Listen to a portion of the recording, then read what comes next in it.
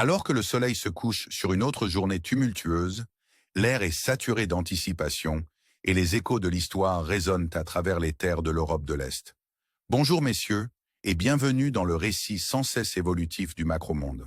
En ce 7 mars 2025, nous nous retrouvons une fois de plus sur les lignes de front volatiles entre la Fédération de Russie et l'Ukraine.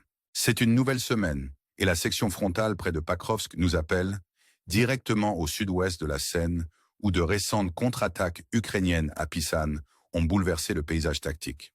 La 74e brigade russe semble implacable dans sa quête pour reprendre le contrôle.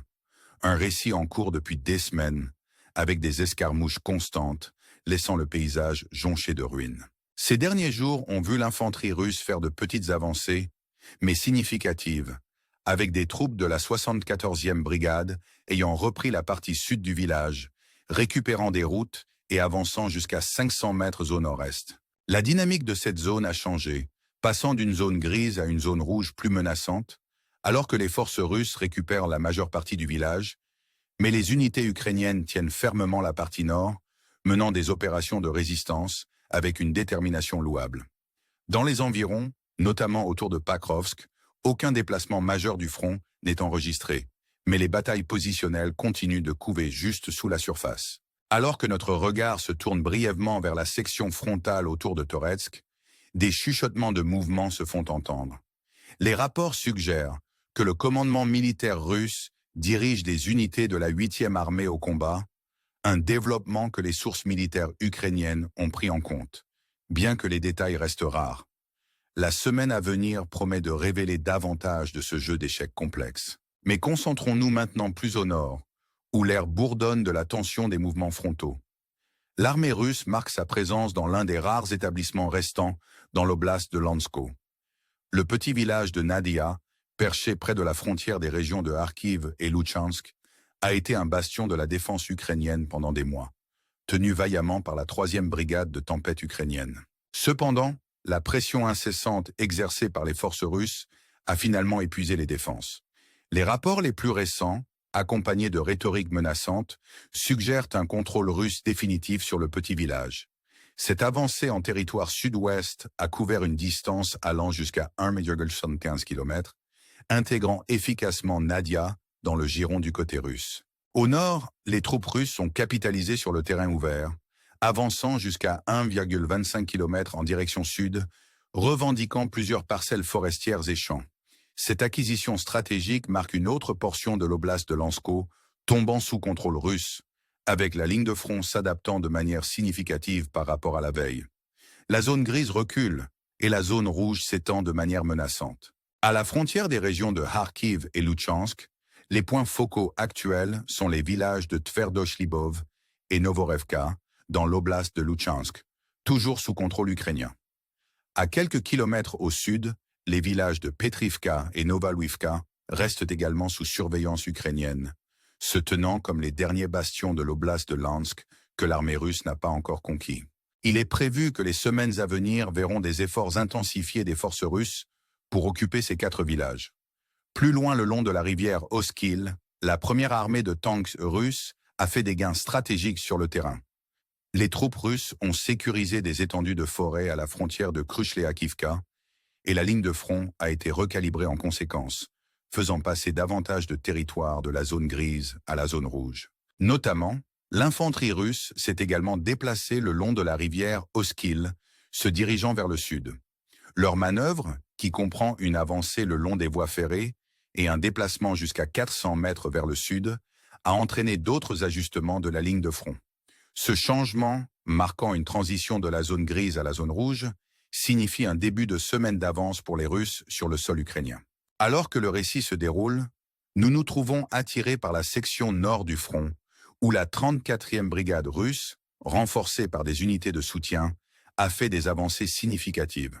La partie sud de l'établissement de Pagry-Bégé est maintenant sous contrôle russe total, ajoutant une autre couche de complexité au drame en cours. L'infanterie russe, toujours stratégique, continue de consolider sa emprise sur ces territoires. La semaine dernière, des soupçons circulaient que le village voisin d'Arlovka tomberait ensuite, et en effet, il est maintenant sous contrôle sur russe, Pendant ce temps, la petite localité de Mariovke est fermement entre les mains russes depuis plus d'une semaine. Alors que les discussions se poursuivent, les premières troupes russes ont pénétré dans le village de Novaya Saroïna, faisant des incursions significatives dans la partie nord du village. L'infanterie russe a consolidé sa présence, comme en témoigne une vidéo actuelle montrant un soldat russe posant avec un drapeau. Cette vidéo, prise dans la partie nord de Novaya Saroïna, ne laisse guère de doute sur le fait que les forces russes ont une emprise ferme sur cette partie du village. Cependant, la lutte pour les parties sud et centrales du village fait encore rage, avec la 22e brigade ukrainienne qui lutte pour maintenir sa position. La suite du texte sera livrée dans la prochaine réponse. L'armée russe a avancé jusqu'à 2 km en direction sud, ajustant de manière significative le profil du front par rapport à la veille. La zone grise se réduit tandis que la zone rouge s'étend, marquant un changement critique dans le contrôle territorial. La section nord du front continue de progresser, et si la tendance actuelle persiste, la ligne de front pourrait bientôt approcher l'établissement de Malaya-Lonia. Avec les événements de la ligne de front clarifiés, notre attention se tourne vers les cieux, où les raids aériens peignent un tableau sombre. Les forces armées ukrainiennes ont lancé une attaque sur le territoire russe, utilisant 10 drones selon les déclarations russes. Le ministère russe de la Défense affirme avoir abattu 7 drones ukrainiens au-dessus de régions telles que Lipetsk, Belgorod et Razdorf. Dans la ville russe d'Oufa, un incident dans une raffinerie de pétrole majeure ajoute une autre couche d'intrigue. Un incendie s'est déclaré dans l'une des plus grandes raffineries de pétrole de Russie, une installation traitant jusqu'à 20 millions de tonnes de pétrole brut en divers produits, y compris du carburant pour l'armée. Le gouverneur de la région de Baskirostan attribue l'incendie à un incident technique, écartant la possibilité d'une attaque de drone ukrainienne. Les images de surveillance capturent le moment d'une explosion, bien qu'il reste flou si elle a été causée par un drone ou un dysfonctionnement interne. Quoi qu'il en soit, la raffinerie à Oufa a subi des dommages certains, soulignant les tensions croissantes dans la région. Revenons maintenant sur le territoire ukrainien, où une tragédie s'est déroulée la semaine dernière. Derrière les lignes de front, des soldats de la 157e brigade mécanisée se sont rassemblés au champ d'entraînement militaire de Novaskovsk, à Oleïst-Dnipretrovsk. Ce site, situé au nord de la ville récemment renommée Samar, est devenu la cible d'une attaque dévastatrice de missiles russes. Des images de drones, bien que de mauvaise qualité, capturent la scène alors que des missiles balistiques Iskander-M russes, armés de munitions à fragmentation, s'abattaient sur le terrain d'entraînement. L'attaque a entraîné des pertes importantes parmi les soldats ukrainiens présents. Les rapports varient, avec un blogueur militaire ukrainien citant 50 soldats tombés, tandis qu'un autre mentionne 39 morts et 80 à 90 blessés. Bien que les chiffres exacts restent insaisissables, il est clair que plus de 100 soldats ukrainiens ont été tués ou blessés, marquant l'une des attaques de missiles les plus dévastatrices sur un terrain d'entraînement militaire dans ce conflit. La 157e brigade, une formation relativement récente, a été stationnée dans l'une des sections les plus difficiles de la guerre. Les soldats au terrain d'entraînement avaient là précédemment battu en retraite, attendant un transfert vers une nouvelle unité. Le commandant des troupes messagères ukrainiennes, Michilo Drapat, a confirmé l'attaque de missiles fatales, reconnaissant les pertes mais refusant de donner des chiffres exacts. Il a appelé à la responsabilité et a exprimé ses condoléances aux familles des victimes, promettant une enquête approfondie. L'état-major général ukrainien a ensuite confirmé les pertes, avec d'autres soldats ukrainiens exprimant leur indignation et accusant les responsables de négligence. À une époque où chaque soldat est inestimable, de telles pertes résonnent profondément. Pendant ce temps, les forces armées russes ont lancé une autre attaque dans l'oblast de Zaporizhia, ciblant l'établissement de Cherokee au nord-est d'Orihé. Un soldat de l'association de drones ukrainienne aurait été attaqué, entraînant moins de pertes qu'à Cherkassk. Les détails exacts restent insaisissables, et la partie ukrainienne n'a pas encore commenté cette attaque. L'armée russe a également poursuivi ses assauts nocturnes sur le territoire ukrainien, déployant 83 drones de combat de type Shahid. La défense aérienne ukrainienne prétend avoir abattu 46 de ces drones, avec 31 tombant sans danger ailleurs. Cependant, 6 drones ont réussi à percer les défenses, Kharkiv subissant l'impact le plus important. Les rapports ukrainiens indiquent dans plusieurs frappes, avec des vidéos de témoins oculaires capturant les conséquences, y compris un incendie dans un bâtiment résidentiel qui a blessé 8 personnes. D'autres régions, notamment Sum, Kiev, Cherkass, Dnipro et Zaporizhia, ont également été attaquées, entraînant des dommages aux infrastructures civiles. Alors que la poussière retombe des attaques de la nuit, le front diplomatique présente ses propres complexités. Le président français Macron a récemment admis que les forces de maintien de la paix européennes ne seraient pas déployées en Ukraine dans un avenir proche, une reconnaissance sobre face aux hostilités en cours. Pendant ce temps, le président ukrainien Volodymyr Zelensky reste résolu, affirmant qu'un accord de paix est encore une perspective lointaine. Ces déclarations soulignent qu'aucune étape significative n'a été franchie vers la paix, et il réitère la position inébranlable de l'Ukraine de ne pas céder de territoire.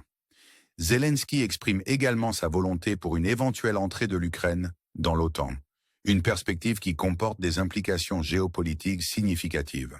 De l'autre côté de l'Atlantique, l'ancien président américain Donald Trump a utilisé la plateforme Truth Social pour se proclamer comme le seul président sous lequel la Russie n'aurait pas saisi de terres ukrainiennes. Dans son style caractéristique, Trump critique les démocrates faibles et inefficaces, annonçant un événement spécial prévu pour demain soir, promettant des révélations sur la question. Comme pour souligner son point, Trump a ensuite réagi à la déclaration de Zelensky concernant la perspective lointaine de paix, la qualifiant de pire possible et affirmant que l'Amérique ne tolérera plus de telles positions. Il soutient que Zelensky ne veut pas la paix tant qu'il bénéficie du soutien des États-Unis et de l'Europe. La suite du texte sera livrée dans la prochaine réponse. Dans cette atmosphère chargée, la Maison-Blanche a publiquement reconnu que le soutien financier des États-Unis n'est pas illimité, signalant que le moment des pourparlers de paix ne devrait pas être uniquement aux conditions de l'Ukraine. L'administration américaine s'inquiète des liens économiques potentiels à long terme qui pourraient lier les générations futures à l'Ukraine et a suggéré que l'occasion d'engagement diplomatique ne devrait pas être manquée. La Maison-Blanche a également exprimé son ouverture à un enregistrement vidéo des conversations avec Zelensky sous réserve d'un changement de sa position. Le récent scandale a laissé Kiev sous une pression significative, les États-Unis exigeant des excuses de Zelensky tout en exhortant à une action rapide vers la paix. La possibilité d'un nouvel accord sur les matières premières plane sur ces discussions, les États-Unis indiquant clairement que le soutien continu dépend de la volonté de l'Ukraine de poursuivre activement la paix. La manière dont le gouvernement ukrainien répondra dans les jours à venir reste à voir. Pour l'instant, cela résume les développements critiques dans le conflit russo-ukrainien. J'espère que vous avez trouvé ce rapport à la fois informatif et éclairant. Si c'est le cas, j'apprécierais grandement un pouce levé et je vous encourage à vous abonner si vous êtes nouveau sur notre chaîne. Merci de nous avoir rejoints et pour votre soutien continu. Jusqu'à notre prochaine rencontre demain soir, je vous souhaite à tous une agréable soirée.